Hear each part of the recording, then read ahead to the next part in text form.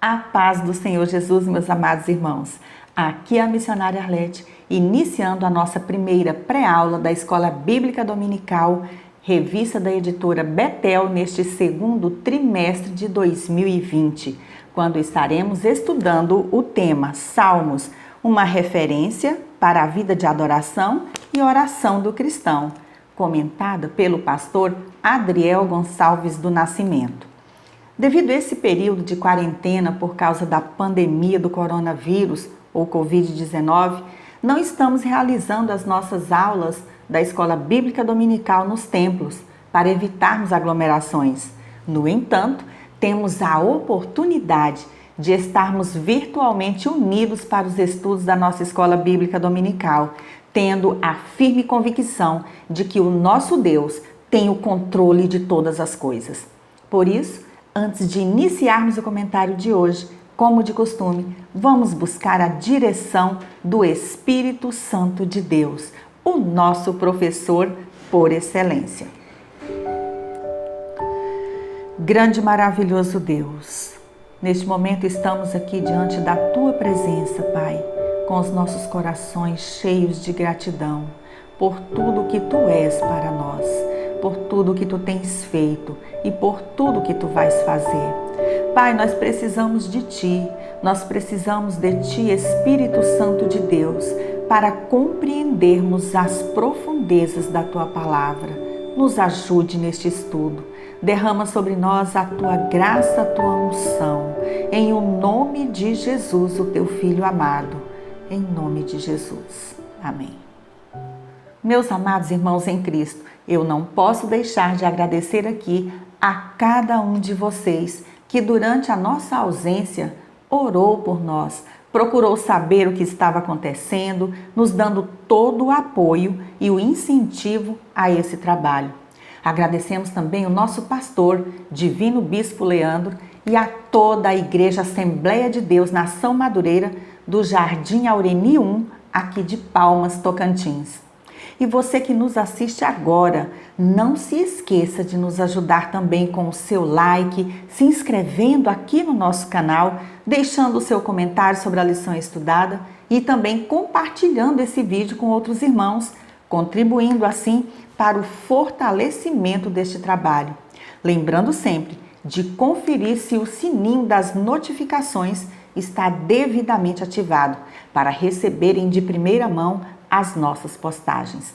O nosso objetivo é levar até você um complemento a mais para a sua escola bíblica dominical e juntos aprendermos um pouquinho mais da palavra de Deus. Amados, hoje estaremos comentando a lição 1 desta revista, que traz como título Salmos, um guia devocional para o cristão. O texto áureo de hoje encontra-se no Salmo de número 98, versículo 5, e assim diz a palavra do Senhor: Cantai louvores ao Senhor com a harpa e a voz do canto. A verdade aplicada de hoje nos diz que o livro de Salmos muito contribui para a vida de adoração e oração do discípulo de Cristo. Os textos de referência encontram-se no livro de Salmos, o Salmo 42, versículo 1, Salmo 44, versículo 1 e o Salmo 45, versículo 1. E assim diz a palavra do Senhor: Como o servo brama pelas correntes das águas, assim suspira minha alma por ti, ó Deus. Ó Deus, nós ouvimos com os nossos ouvidos, e nossos pais nos têm contado os feitos que realizaste em seus dias, nos tempos da antiguidade. O meu coração ferve com palavras boas. Falo do que tenho feito no tocante ao rei. A minha língua é a pena de um destro escritor. O primeiro objetivo desta lição é apresentar uma visão panorâmica dos Salmos. Segundo o escritor C.S. Lewis, o livro dos Salmos é o mais querido e o mais lido pelos cristãos, além de ser o mais antigo inário e livro de orações da história religiosa. Lutero, no século XVI, dizia que os Salmos são uma mini-bíblia E João Calvino, escrevendo em 1557, afirmou que os salmos são a anatomia de todas as partes da alma. Na introdução desta lição, o comentarista afirma que é provável que a maioria dos cristãos tenha recorrido ao livro de Salmos em algum momento da sua vida, seja de angústia ou de alegria. Quem de nós já não recorreu ao livro de Salmos em momentos cruciais de nossas vidas, com oração e lágrimas, ou mesmo para agradecer ao Senhor pelas bênçãos recebidas? Quantas vezes, ao ler um salmo, temos a sensação de que o escritor sagrado relatou em forma de poesia o nosso próprio sofrimento? Até mesmo as pessoas que têm pouco conhecimento da Bíblia costumam saber de cor alguns versículos dos Salmos. Formado por uma coletânea de belíssimos poemas hebraicos de louvores ao nosso Deus, o livro dos Salmos tem como principal objetivo a adoração e o engrandecimento do nome do Senhor. Através desses cânticos, os salmistas expressam o mais profundo sentimento da alma ao cultuar a Deus, falando da sua grandeza, sua bondade, seu poder e também da sua justiça. Muitos dos salmos são preces e súplicas feitas a Deus em orações nos momentos de angústia e dificuldade. Outros apresentam bons conselhos, indicando o caminho da verdadeira felicidade através da virtude e da obediência à palavra de Deus, abordando vários incidentes que podem ocorrer na vida pessoal e outros que ocorreram de forma coletiva ao povo de Israel. Alguns salmos são classificados como devocionais, por apresentarem as promessas de Deus nas quais os cristãos de todos os tempos podem confiar. Percebe-se na leitura desses salmos a manifestação de expressões da alma humana, que vão desde aos gemidos de tristeza de um coração contrito, com dúvida, com temor e clamor, até o júbilo de alegres cânticos pelos grandes feitos do Senhor.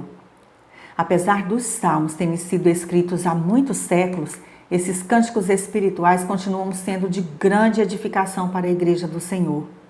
Ainda hoje, já que os altos e baixos das crises existenciais do povo de Israel nos dias dos salmistas como Davi e Asaf continuam acontecendo nessa sociedade pós-moderna, cada vez mais dependente de Deus e da sua misericórdia. Por isso, continua atual a orientação que nos é dada pela palavra de Deus.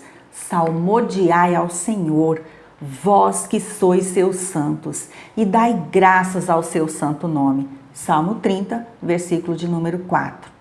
Considerando a grande importância dos salmos como referência para a vida de adoração e oração do cristão, estudaremos nesta lição alguns fatos importantes para a compreensão desse livro poético, tão importante dentro das Sagradas Escrituras. Estudaremos também alguns termos um pouco técnicos nesta lição, mas tudo para melhor compreendermos a palavra de Deus. Tópico 1. Título, divisão do livro e autores. Para nossa melhor compreensão do livro de Salmos, essa coletânea de hinos de louvor e adoração a Deus, é importante também termos uma noção panorâmica da estrutura desse cenário, sua divisão e quem foram os seus autores. Subtópico 1.1. Título. Na antiguidade, os salmos eram hinos cantados ao som de instrumentos de corda. De acordo com a Bíblia de Estudo Almeida, revista e atualizada, o nome hebraico do livro é Teilim, plural de Teila, que significa cântico de louvor. O título em português, Salmos, deriva da Vulgata, onde recebe o nome de Liber Psalmorum, ou Livro dos Salmos. O latim, por sua vez, o toma da Septuaginta, antiga versão grega do Antigo Testamento, na qual esse livro se chama Psalmoi, ou Cânticos para Instrumentos de Corda. Em certas ocasiões se dá ao livro o nome saltério, palavra derivada do grego psalterium, que é o nome do instrumento de cordas, lira, que se usava na antiga Grécia para acompanhar os cânticos. Salmodiar significa literalmente, no grego, cantar com acompanhamento musical. Além de considerarem os Salmos como um livro de cânticos, os judeus também o consideravam um livro de oração. O comentário bíblico Moody do livro de Salmos diz que, abre aspas, através da passagem do tempo, a palavra assumiu o significado de o canto com acompanhamento musical, um aspecto do culto israelita popularizado pelo cântico dos coros levíticos. Muitos dos salmos dão evidências de terem sido usados pelos coros e devotos como hinos, enquanto outros não se adaptavam a tal uso. Entretanto, a coleção, como um todo, atesta do mais profundo e mais apaixonado anseio de Israel em conjunto na adoração de Deus. Fecha aspas. No livro de Salmos, encontramos também títulos ou epígrafes que nos dão informações sobre o poema, como, por exemplo, sua autoria, o tipo de salmo, instruções musicais ou algum acontecimento que levou o autor a escrevê-lo. Pois bem, muitos desses títulos e informações fazem parte do texto original hebraico e nos ajudam a compreender melhor o sentido do que foi escrito. Por exemplo, no Salmo 63, encontramos no título a informação de sua autoria, Davi, e onde se encontrava quando escreveu o Salmo, no deserto de Judá. Alguns títulos podem ainda apresentar alguns termos hebraicos que também nos dão informações sobre o Salmo, como veremos no tópico 3 desta lição. Aprendemos com os salmistas que o nosso grande e maravilhoso Deus deve ser louvado em todas as circunstâncias da nossa vida, com ações de graças, porque Ele é bom e a sua misericórdia dura para sempre. Salmo 118, versículo 1. Em cada experiência, não importa quão profunda a dor, quão grande a frustração ou a alegria, sempre encontraremos nos Salmos que nos falam na alma e que Deus usa para nos trazer conforto espiritual e a alegria da presença do Senhor que supre todas as nossas necessidades. O nosso Deus ouve a voz dos seus filhos em meio a toda e qualquer dificuldade desta vida. Isto Ele fez no passado, quando foram escritos os Salmos. Está fazendo hoje em favor da sua igreja e continuará a fazer no futuro. O nosso Deus tem o controle de todas as coisas que estão acontecendo agora, no Brasil e no mundo. Por isso, rendei graças ao Senhor, porque Ele é bom, porque a sua misericórdia dura para sempre. Salmo 136, versículo 1. Vale a pena confiar e esperar pacientemente no Senhor. Subtópico 1.2. Divisão do livro. Assim como a nossa harpa cristã, o Inário das Assembleias de Deus no Brasil tem um índice por assunto, dividindo os temas dos seus hinos no contexto evangélico, como hinos para os cultos públicos, para a Santa Ceia, hinos para o batismo ou para casamento, para a apresentação de crianças, hinos para funerais, entre outros, o livro dos Salmos também possui suas divisões.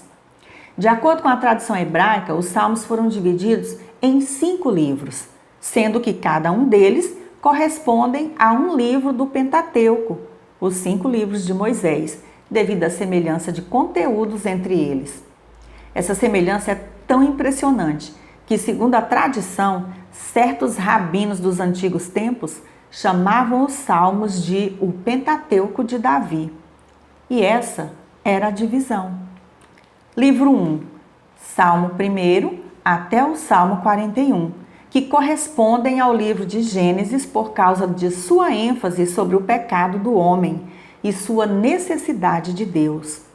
Livro 2 vai do Salmo 42 até o 72. Correspondem ao livro de Êxodo por apresentarem temas sobre a salvação do homem e libertação de Israel. Livro 3 vai do Salmo 73 ao Salmo 89.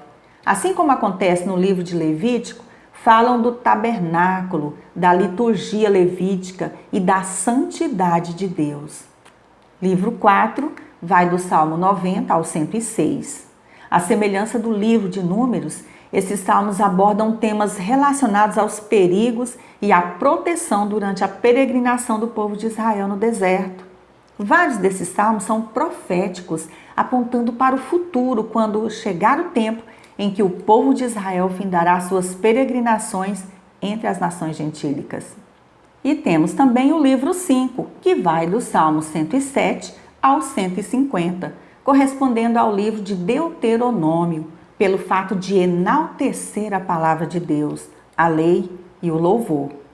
O comentarista faz uma citação na revista do Professor, dizendo que cada livro termina com uma doxologia, acrescentada pelos compiladores, e o Salmo 150, evidentemente, é a doxologia do 5º livro e de todo o Saltério. A palavra doxologia é de origem grega e composta por doxa, que significa louvor, honra ou glória, mais logos, que significa palavra, sendo, portanto, a glorificação a Deus por meio desses salmos. Vejamos a doxologia no final do livro 1 de Salmos. Bendito seja o Senhor, Deus de Israel, da eternidade para a eternidade. Amém e amém. Salmo 41, versículo 13.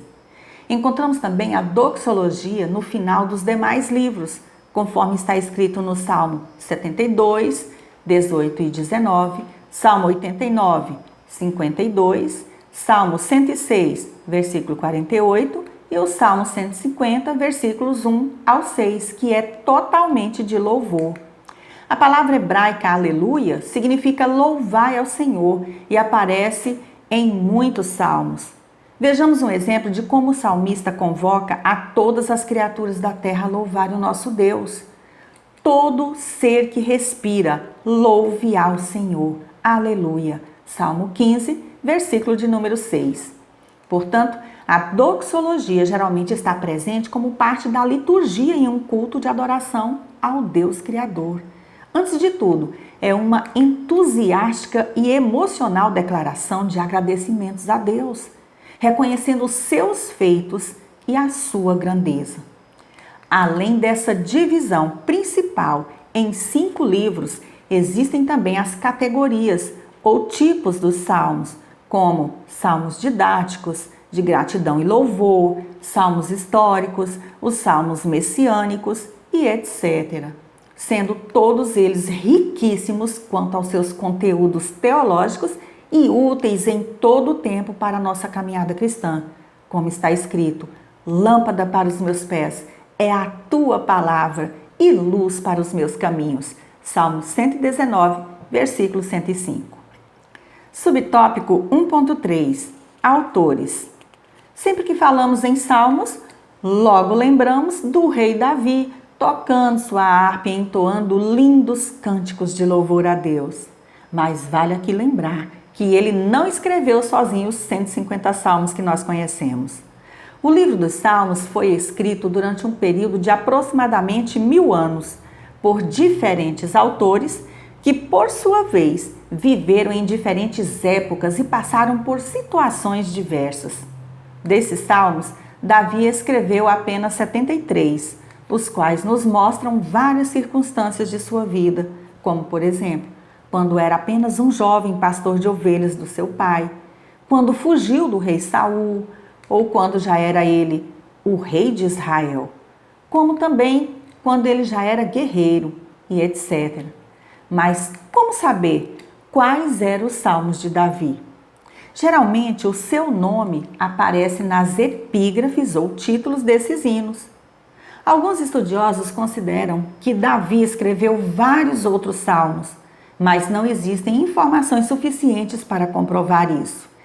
Certo é que Davi foi o principal compositor desses poemas líricos, escrevendo sozinho mais que qualquer outro autor. O segundo autor com maior número de composição de salmos foi Asaf. Alguns estudiosos consideram que Asaf foi uma das figuras principais da organização musical da liturgia no reino de Davi. Tem também os filhos de Coré, Etan, Emã, também compuseram alguns salmos. O rei Salomão escreveu o Salmo 72 e o 127 e Moisés escreveu o Salmo 90. Muitos salmos são tidos como sendo de autores desconhecidos. É importante sabermos que os salmos foram escritos por pessoas reais, assim como eu e você, que passaram por momentos de lutas, decepção, tribulação, tristeza e alegria, mas foram inspiradas pelo Espírito Santo de Deus a louvar, a bendizer e engrandecer o nome do Senhor através desses belos cânticos espirituais, assim como buscar a Deus com confiança em oração. Assim como fez o salmista, que possamos sempre dizer: aleluia, como é bom cantar louvores ao nosso Deus, como é agradável e próprio louvá-lo. Salmo 147, versículo 1. O segundo objetivo desta lição é mostrar a importância dos cânticos. Tópico 2. Principais características do livro. A Bíblia Sagrada nos diz que toda a Escritura é inspirada por Deus e útil para o ensino, para a repreensão, para a correção, para a educação na justiça. Segunda carta a Timóteo, capítulo 3 e o versículo 16. A característica mais marcante do livro de Salmos se dá pelo fato de ser um livro poético, onde se retrata a emoção, ritmo e linguagem metafórica da poesia hebraica, sendo totalmente inspirado por Deus. E agora veremos 3 características principais desse tão importante livro. Subtópico 2.1. A poesia hebraica. Nesse subtópico, o comentarista ressalta que a poesia hebraica é bem diferente daquela que conhecemos, com rimas, versos que formam as estrofes e etc.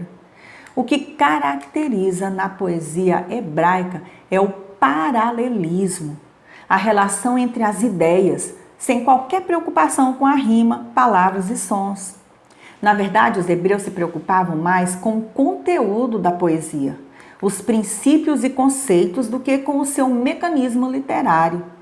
A grande vantagem é que a mensagem de uma poesia hebraica, como um salmo, não muda o seu sentido ao ser traduzido para outra língua. Ao passo que uma poesia, como conhecemos hoje, com rima e ritmo, acaba perdendo o seu valor poético quando fazemos a sua tradução. Segundo os estudiosos, a poesia hebraica repete e reorganiza pensamentos em vez de sons. Há vários tipos de arranjos paralelos de pensamentos na poesia hebraica, dos quais 3 deles são os mais importantes. Primeiro, paralelismo sinonímico ou sinônimo. Nesse, o pensamento é repetido, mas com palavras diferentes, como este versículo, por exemplo: ri-se aquele que habita nos céus, o Senhor zomba deles. Salmo 2, versículo de número 4. Paralelismo antitético é aquele onde a ideia é ressaltada por outra ideia contrastante introduzida logo a seguir, como por exemplo: os leõezinhos sofrem necessidade e passam fome, porém aos que buscam o Senhor, bem nenhum lhes faltará. Salmo 34, versículo de número 10. E temos também o paralelismo sintético, onde a segunda parte amplia a mensagem da primeira. Por exemplo: quão doces são as tuas palavras ao meu paladar, mais que o mel à minha boca. Salmo 119, versículo de número 103. Outros exemplos encontramos no Salmo 1, versículo 3, Salmo 119, 97, encontramos em Provérbios 23, 23 e etc. Adquirir o conhecimento sobre as características de linguagem dos salmos, como o paralelismo, figuras de linguagem e repetições, dentre outras, nos ajuda a compreender melhor o significado do que foi escrito. Subtópico 2.2. Acrósticos. Sabemos que o acróstico é um gênero de composição, geralmente poética, que consiste em formar uma palavra vertical com as letras iniciais ou finais de cada verso, gerando um nome próprio ou uma sequência significativa, como vemos nesse exemplo retirado da internet. Nesse acróstico, o que se destaca aqui é a palavra Bíblia. A forma de acrósticos, como foram escritos alguns salmos no hebraico, é bem diferente dessa que nós citamos como exemplo, da que conhecemos na língua portuguesa. Mas é outro recurso literário que ajuda o leitor a memorizar o que lê. De acordo com o comentário bíblico Moody, nesses salmos, abre aspas, em lugar de usar rima, o salmista ocasionalmente emprega um arranjo acróstico. Cada linha ou um grupo de linhas começaria com letras sucessivas do alfabeto hebraico. O Salmo 119 é um exemplo excelente onde cada linha, em um grupo de 8 linhas, começa com a mesma letra. Fecha aspas. Esse tipo de recurso literário ajudava na memorização do texto sagrado. Ainda sobre o Salmo 119, citado como exemplo de acróstico pelo comentarista aqui da nossa revista, vale ressaltar que esse é o mais extenso acróstico bíblico, com 22 estrofes, uma para cada consoante do alfabeto hebraico. Nas versões bíblicas em língua portuguesa, observamos a formação dessas estrofes na Bíblia Revista e Corrigida ou na Bíblia Judaica Completa, por exemplo. No blog revistaebd.com disponibilizamos um PDF que você pode baixar com mais detalhes e que ajuda a entender a forma acróstica do Salmo 119, versículo de 1 ao 8, mostrando na composição do mesmo as letras do alfabeto hebraico correspondentes para cada verso, para uma melhor compreensão do tema. Alguns estudiosos consideram também como acrósticos ou alfabéticos os Salmos 25, o 34, o Salmo 37, o Salmo 111, o Salmo 112 e o Salmo 145. Acrósticos semelhantes se encontram também em outros livros da Bíblia, como em Provérbios 31, versículos 10 ao 31. O livro de Lamentações, nos capítulos 1, 2, 3 e 4, tem esse mesmo estilo literário. Subtópico 2.3, refrão. Chamamos de refrão, coro ou estribilho o verso ou o conjunto de versos que se repetem em uma composição poética, em intervalos regulares. Na poesia hebraica também ocorrem essas repetições, como observamos no Salmo 107, versículos 6, 13 e 19 e 28, onde se repete 4 vezes o grito do salmista por socorro. Então, na sua angústia, clamaram ao Senhor e Ele os livrou das suas tribulações. Ainda, o mesmo Salmo 107, vemos nos versos 8, 15, 21 e 31 a repetição por 4 vezes da gratidão do salmista pela resposta do Senhor. Rendam graças ao Senhor por sua bondade e por suas maravilhas para com os filhos dos homens. O refrão é também uma forma de combinar e organizar o pensamento, além de facilitar a memorização do cântico. É fácil percebermos isso quando cantamos os hinos da nossa harpa cristã. Às vezes, não sabemos toda a canção, mas sempre memorizamos o refrão. Assim era também para o povo de Israel, pois o livro de Salmos era o seu inário. O terceiro objetivo desta lição é destacar alguns termos específicos dos Salmos. Tópico 3. Esclarecimentos de algumas expressões. Neste tópico, o comentarista destaca os prováveis significados de alguns termos que aparecem no livro dos Salmos, como veremos a seguir. Subtópico 3.1. Selá, Rigaion e Miquitão. Essas palavras são termos técnicos na composição dos Salmos e aparecem em algumas versões da Bíblia, como na Bíblia Revista e Corrigida. A palavra selá é uma das mais repetidas. Aparece 71 vezes em 39 salmos. O sentido original de selá é desconhecido, mas segundo os pesquisadores, ela pode significar pausa ou silêncio musical, isto é, um descanso na parte vocal. Rigaion pode significar um momento para meditação. Aparece no Salmo 9, versículo 16, junto com a palavra selá, que dá o sinal de pausa seguido de meditação ou reflexão. Já o termo miquitão, segundo o comentarista, pode se referir à oração silenciosa.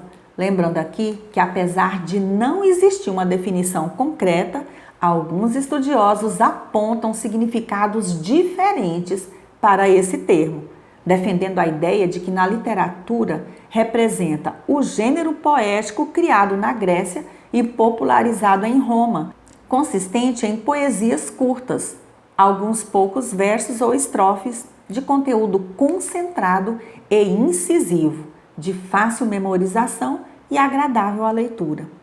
O comentarista também ressalta na revista do professor que, mesmo não havendo consenso entre os estudiosos quanto à exatidão dos significados dos termos selar, rigaion e miquitão, aprendemos algumas verdades preciosas, como a importância da meditação quanto ao conteúdo dos hinos. Amados, os louvores realizados em muitas igrejas estão deixando de lado a adoração a Deus. São louvores horizontais que exaltam o ego e estão ficando comuns em nossas igrejas. São músicas que não louvam a Deus e que trazem até heresias embutidas em suas letras, com ritmos que mais mexem com o corpo do que mexem com a alma. Não se adora a Deus de qualquer maneira. O nosso Deus é santo e exige do seu povo a santidade no viver e na adoração a Ele.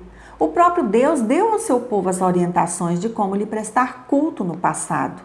A Igreja do Senhor Jesus também recebeu as diretrizes de como cultuar o Senhor através da Bíblia Sagrada, pelos ensinamentos do Senhor Jesus e dos seus apóstolos.